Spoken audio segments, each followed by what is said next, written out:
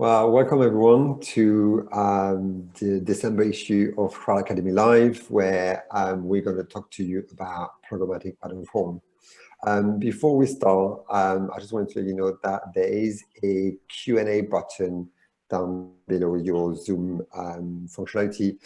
Feel free to ask any question. We've got some time at the end to answer those. So as we go through, just pop them in there, and then we'll go through them later down the line. Okay, so before we start, your host, so you have Omri, the Programmatic Media Director at Croud, and you've got myself, Ben, Programmatic Media and Partnership Director. So both of us are going to talk to you today about what is programmatic out of home. And then in terms of content that we're going to go through today, four types of content. First, an intro into programmatic out of home. Second is the difference between traditional and programmatic out of home. Thirdly, the advanced capability we're able to get from it. And then the fourth one, which is really current at the moment, is the impact of COVID-19 on the whole market, but also taking a look at what can we do if that happens again. I'll hand it over to Omri to kick off the session. Thank you, Benoit. As Benoit mentioned, we're going to start off by introducing the market. So we'll take a look at recent market trends, first across the out-of-home industry as a whole. We'll then look at digital out-of-home before moving on to the rise of programmatic digital out-of-home. For this section, we'll be concentrating on both the US and the UK market. So beginning with the outdoor industry as a whole, as you might expect, we've seen quite stagnant growth throughout the past 4 years. And this is as advertisers are potentially more focused on other digital alternatives to diversify their omni-channel strategy. In between 2017 and what we're expecting in 2021, we've actually only seen an 8% rise in advertising expenditure in the UK. Moving on to the digital out-of-home market specifically, we can see somewhat more exciting signs of growth here, with UK ad spend increasing by 23% between 2017 and 2019. And this is as digital out-of-home begins to dominate the outdoor space. In fact, as digital out-of-home breaks through that kind of £500 million mark, we see digital out-of-home market share begin to outweigh traditional out-of-home for the first time in 2019, with 54% of the market share. As with a number of other key industries such as connected TV and audio, this growth in the digital out-of-home industry has seen a kind of requirement and a demand for automated campaigns through programmatic systems. If we move on, we look at breaking this down a little bit more granularly, and we extrapolate this data out until the current day. We can see a really positive trend kind of back since Q1 2011 up until about Q1 2020. It's only when we get to Q2 2020 that we see a downturn, and this is for some fairly obvious reasons, but we'll go into these in a little bit more detail later on in the presentation. So enter programmatic. The future outlook is really positive for the industry of programmatic digital out-of-home in both the UK and the US, with programmatic digital out-of-home ad spend expected to more than double year over year and it be 3 times higher by 2022. However, throughout 2020, both the UK and the US, we didn't quite see the traction of programmatic digital out-of-home that we perhaps would expect, or that kind of traction that we saw when it was first introduced to audio, or when it was first introduced to connected TV. In 2020, programmatic digital out-of-home actually only represented 2.2% of the wider out-of-home industry. This can be kind of firstly attributed to the uncertainty we've seen from COVID-19, but there are also some additional factors that could be inhibiting that growth. So looking at the State of the Nation report, which was produced by View, summarising 2020, and it focused on the industry's perception of programmatic out-of-home versus other digital channels. And they highlighted this kind of lack of confidence that we've seen in 2020, and they put it down to kind of 2 key reasons. Firstly, around uncertainty and confusion about which team should manage programmatic campaigns and budgets. Should it perhaps sit with your traditional out-of-home teams, or should it sit with your programmatic trading desks?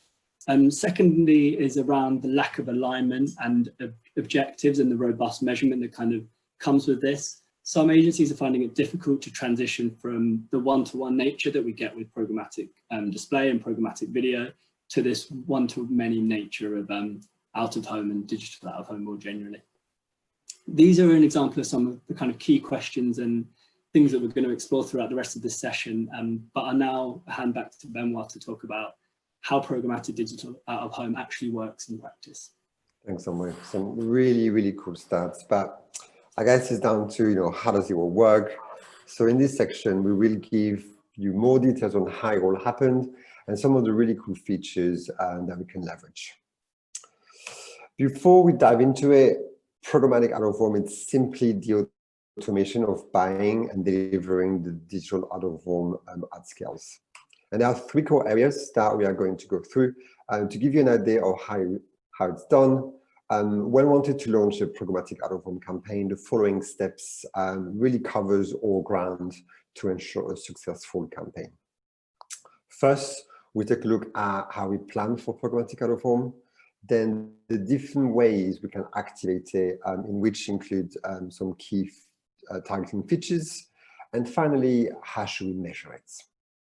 Let's just crack on. So we should plan programmatic out-of-home contextually, looking at location, environment, and most importantly, audiences.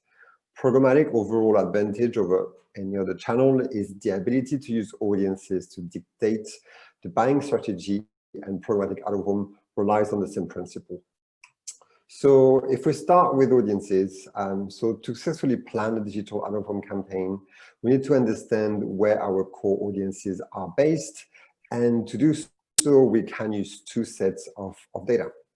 The first is using your advertiser data, so the first-party data, as it's called, based on digital marketing, analytics, or reporting tools, we are able to establish down to partial postcode where those users are, based on the visited or interacted with the website, or even converted.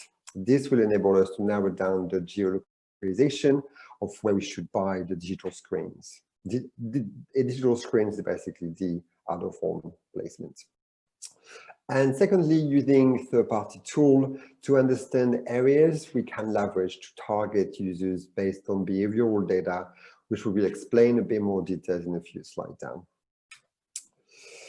This is a representation that using existing first-party data rely to inform how we solve buy out-of-home.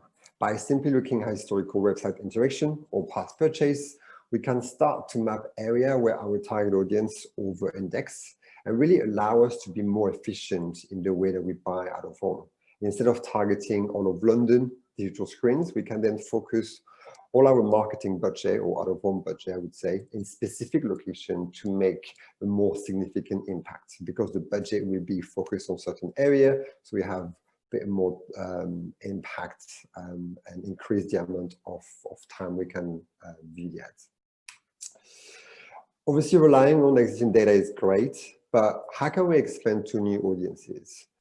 Using preferred partners, Adsquare being one of them, they've built a tool to enable us to reach users based on capturing mobile data such as place visited, purchase data, and more, allowing us to create custom audiences, and the planner that you see now show us where users have previously been seen, and based on that data, it really allows us to focus on digital screens that have a higher propensity of being seen by our target audience. So really, you just create an audiences. I think in the example that you can see on the screen, I was just targeting customer from Asda, and it just showed me a representation of where we could buy the screen from.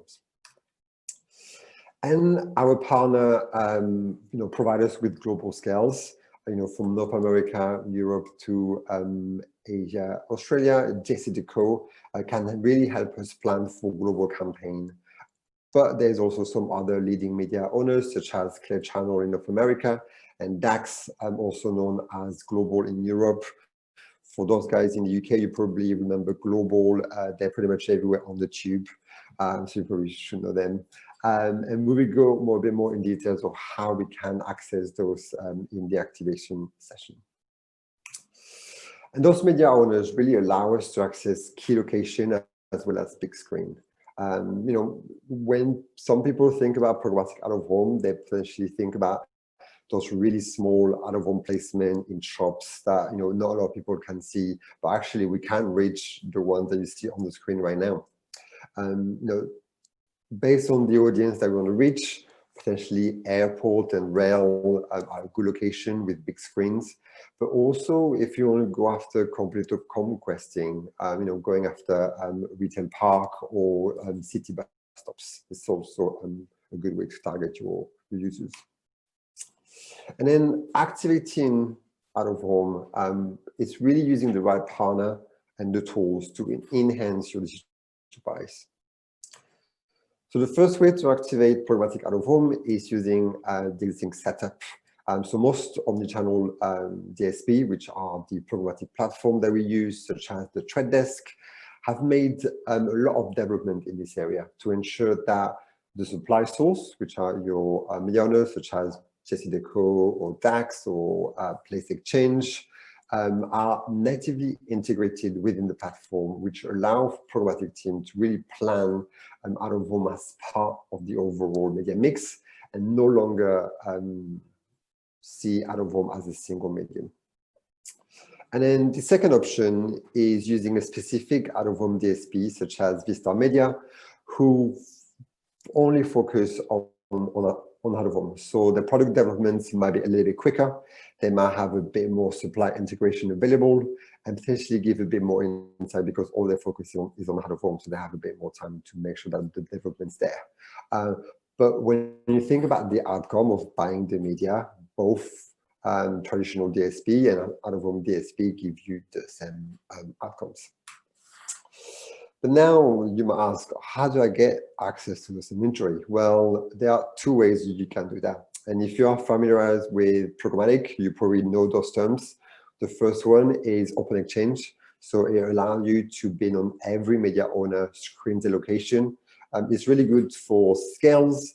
Also, when you tend to apply a lot of data, that might reduce your overall scales. And it potentially also come at a cheaper CPM price.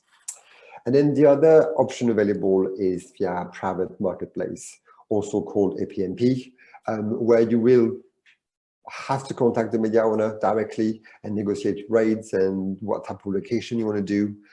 It's good to get higher priority on some of those most popular placement or screens. And it also provides a bit more of an upfront transparency because you sort of know which placement you're buying upfront because you've selected them. The more programmatic out of home develop, the more both DSP solution will start offering off-the-shelf group PMP with multiple media owners, which means that, yes, it might be a little bit more of a premium price, but then you can be a bit more selective while maintaining that scales. And then another key, and I think it's one thing that I mentioned earlier, is that programmatic out of home, or how we're buying it, cannot longer be a standalone, and it has to be part of the overall media mix.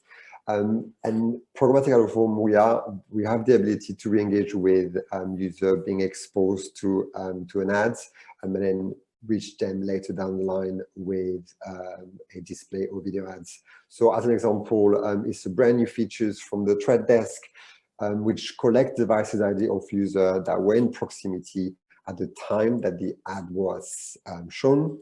And then those user IDs are then later, we're able to then use them to re-engage those users, as I mentioned, with the display or video ads, allowing to use out of home and digital marketing in a sequential way. But you also allowed to credit conversion or state traffic back to out of home activity, but also providing better measurement capabilities, which I think is important.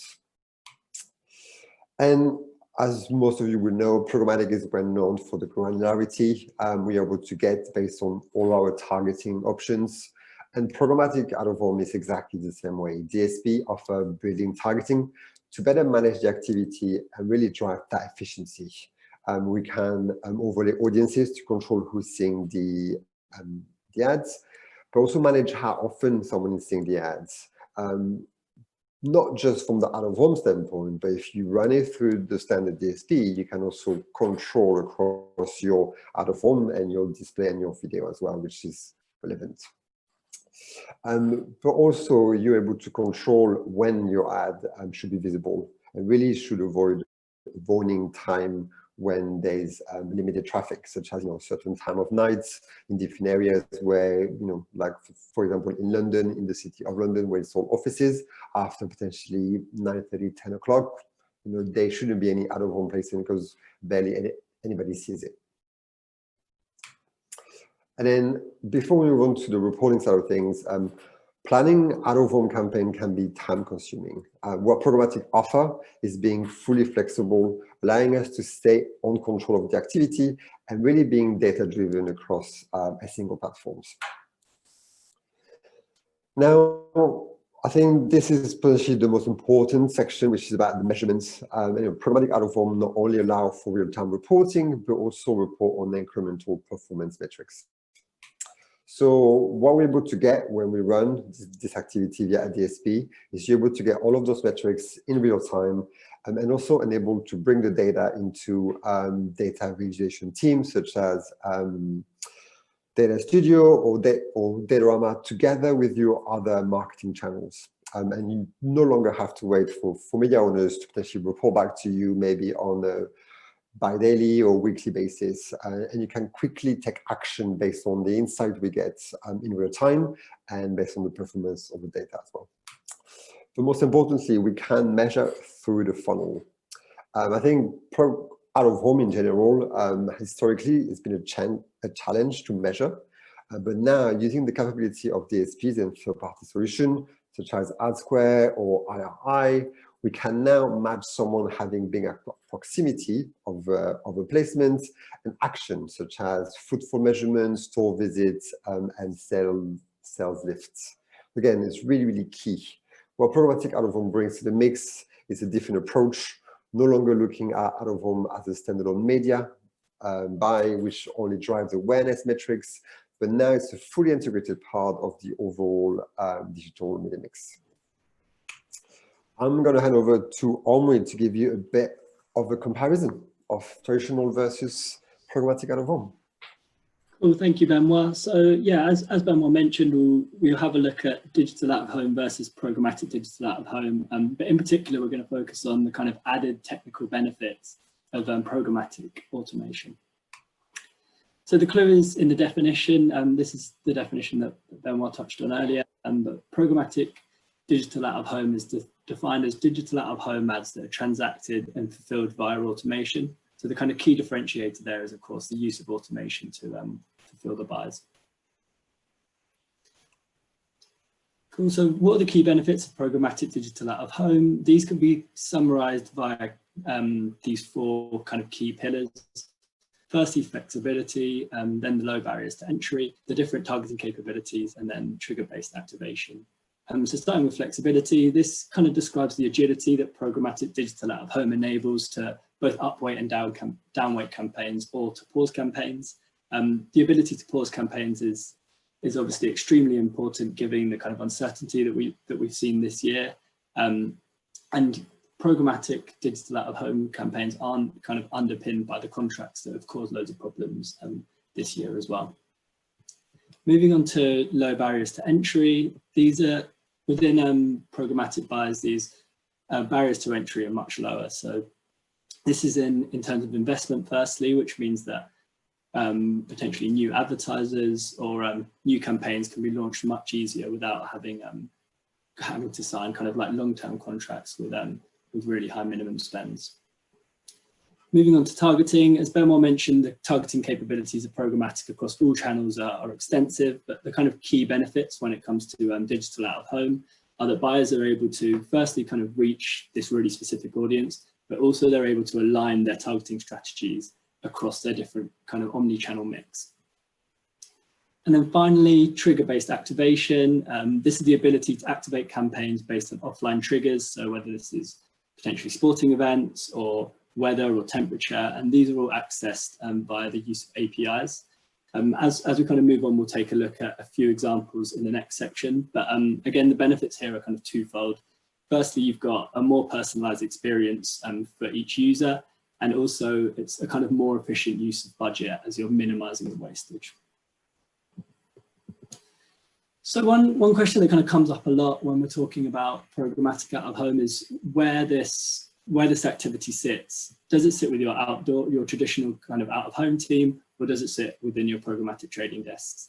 The kind of things to consider when looking at the outdoor teams is they of course have this kind of extensive industry experience and expertise. They've also potentially already got these kind of underlying client relationships, and the budgets are kind of already sitting with these teams.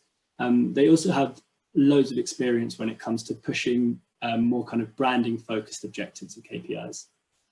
However, if you're looking at the programmatic trading teams, the kind of benefits here are firstly the kind of platform experience. So for these omni-channel DSPs, such as the trade desk, for example, the programmatic team will have experience running within these platforms. They've also got a lot of kind of expertise when it comes to measurement and the use of smart data. Again, that ability to align your cross-channel activity. And then finally, if the kind of KPIs are more performance focused, this is something that the programmatic teams potentially have far more experience kind of optimizing towards. There's no kind of right or wrong answer when it comes to the correct team, but the two key things you should consider are firstly kind of the current setup you've got. Have you already got an out-of-home team? Have you already got programmatic trading desks? And then secondly, what kind of objectives are you looking to achieve for your clients? I'll now pass to Benoit to talk about the more advanced capabilities of programmatic digital out-of-home. Thanks, Omri. So we talked about how we plan. Omri just now talked about the difference between the traditional versus the automated out-of-home. Another differentiation is the advanced capability that we can bring to the mix. But first, back a little bit step on the key element that we discussed is that we use data, and data is the key fundamental to everything we need to do, even for programmatic out-of-home. So we put together a few examples of custom solutions that we've got from different partners or sort of other agencies have done. The first is being able to leverage open API to enhance the out-of-home buy. So as an example, Uber, the taxi company, used the Transport for London API to understand which underground line was operating with server delays, and use it to de-fence around tube station and customers their ad delivery on a certain day. So think about it, because it's an API connection, that can change throughout the day, throughout the week. So everything is dynamic, and all of the location that they bought are the results of the API data is changing constantly. So again, some really cool use of data. Secondly, is the ability to use the dynamic execution that we might be using for our standard programmatic activity, and the ability to update the messaging in real time based on location, time of day, or any other data points.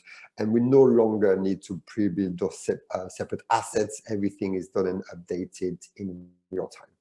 And finally, all of programmatic out-of-home is automated. So as Omri touched on earlier, it's really being able to downweight, upweight visibility for specific times, specific regions, specific area, and all of this can be done through the DSP. So really, really quickly, something that we can action. Furthermore, we can use weather signals to customize programmatic out-of-home creative, meaning that we can activate all post campaign based on weather conditions. So as an example, if we wanted to only activate a campaign in London when it's sunny, it might not happen that often, but that might be an example here. We can do that. Or if we wanted to only activate a campaign when the temperature is to a certain degrees, then that's something that we can do as well. So we'll automatically adjust the locations with the temperature to ensure that we are aligned with the right placements. And these are some of examples for McDonald's and Burger King, where McDonald's use city and temperature to advertise the user. Again, it's a really clever ad. It makes it really relevant to the user. And then Burger King use time of day and distance to a restaurant, again, at a really key time, around midday when people are looking for places to go for lunch. So again, some really, really cool activation that we can do when using data. Now on to the current mode, I guess, of what's happening in the world, where Omri will give you some data around what's happened with COVID and looking forward. Well, thanks, Benoit. So as we touched on earlier, we've already seen this graph before, but we can see that digital out of home as an industry has seen consistent growth throughout the last 10 years or so, up until kind of Q2 2020. Jumping into this in a little bit more detail and having a look at the impact on the different environments where these digital out of home ads are appearing, we can see that the particular environment that's kind of had the biggest hit is that transport environment. So this includes potentially digital out of home around trains or within airports, and the expenditure within Q2 2020 fell to almost zero.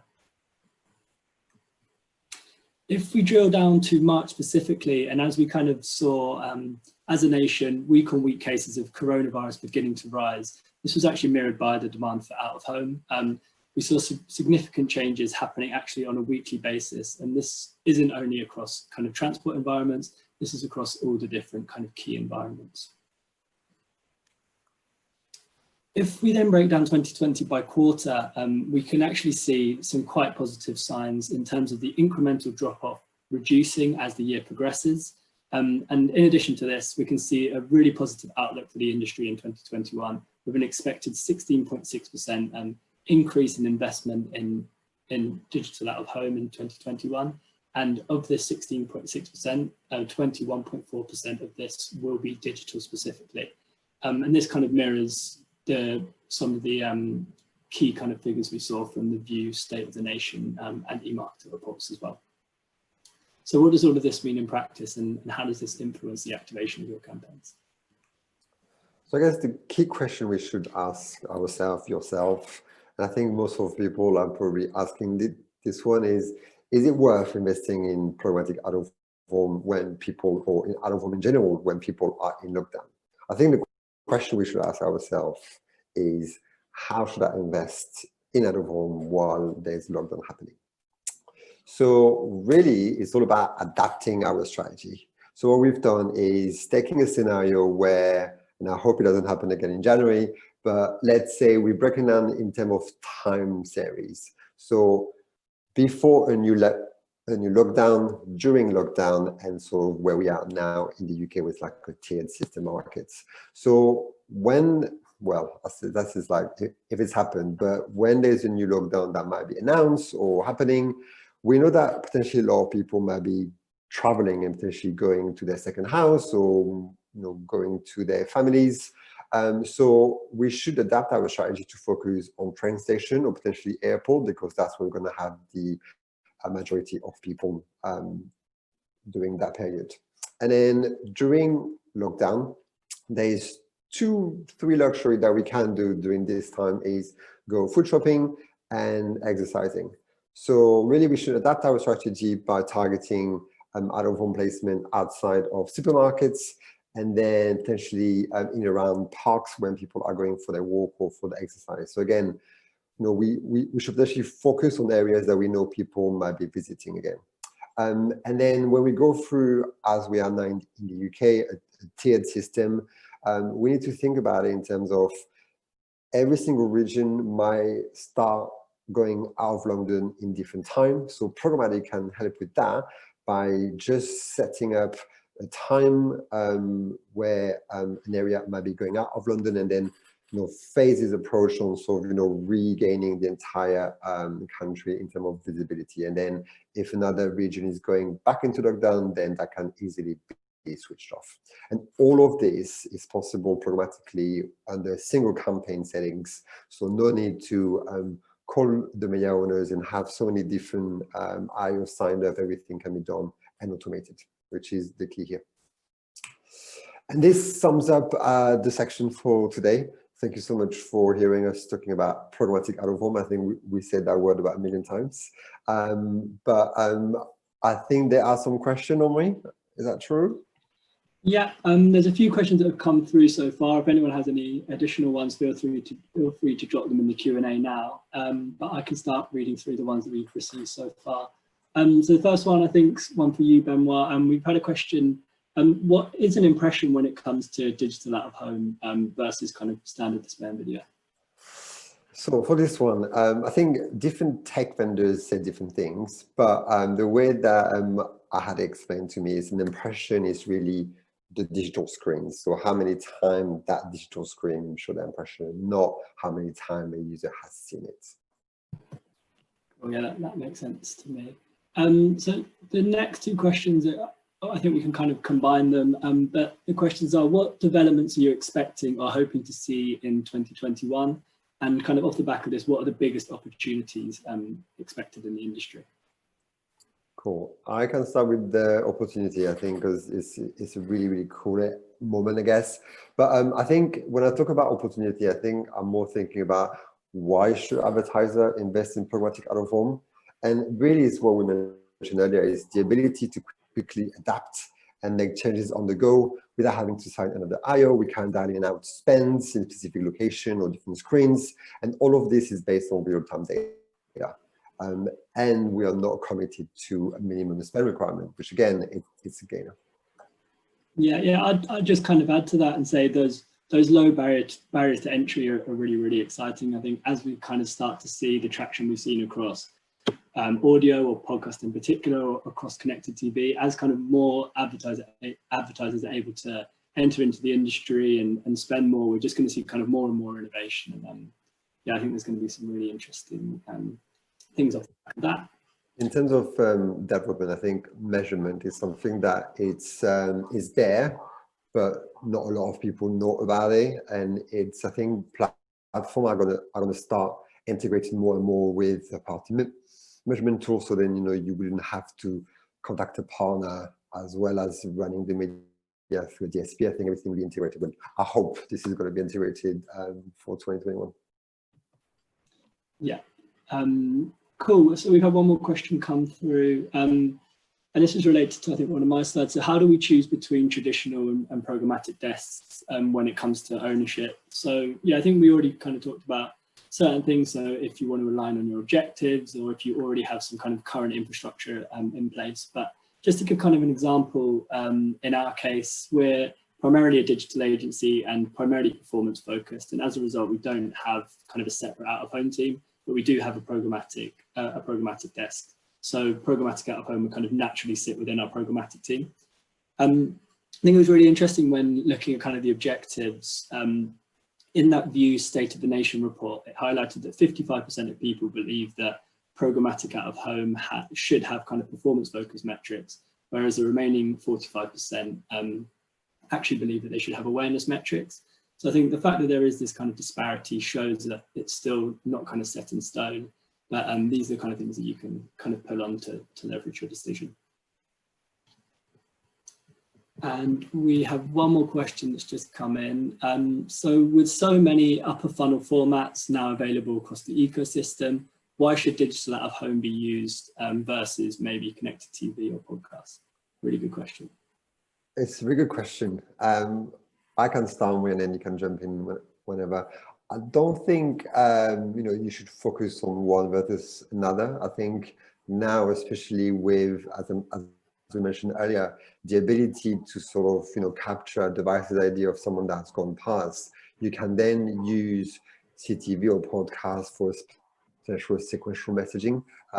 So I think it should be just a one media mix, not just seeing it in silos. Yeah, and I would just add saying that kind of out of home is the traditional way to reach kind of a really, really vast audience. It's something that's been used for kind of centuries. And I think that's what people kind of need to understand, that transition going from kind of one-to-one that programmatic is at the moment to one-to-many shouldn't be seen as kind of losing accuracy in your targeting. It should actually be seen as a real opportunity to achieve some really strong kind of brand awareness and uplift across your clients. And I think that's it in terms of questions. Yeah, thank you so much everyone for joining. Any other kind of follow-up questions, feel free to email myself or Benoit, and we'd be really happy to kind of get back to you. Thank you everyone.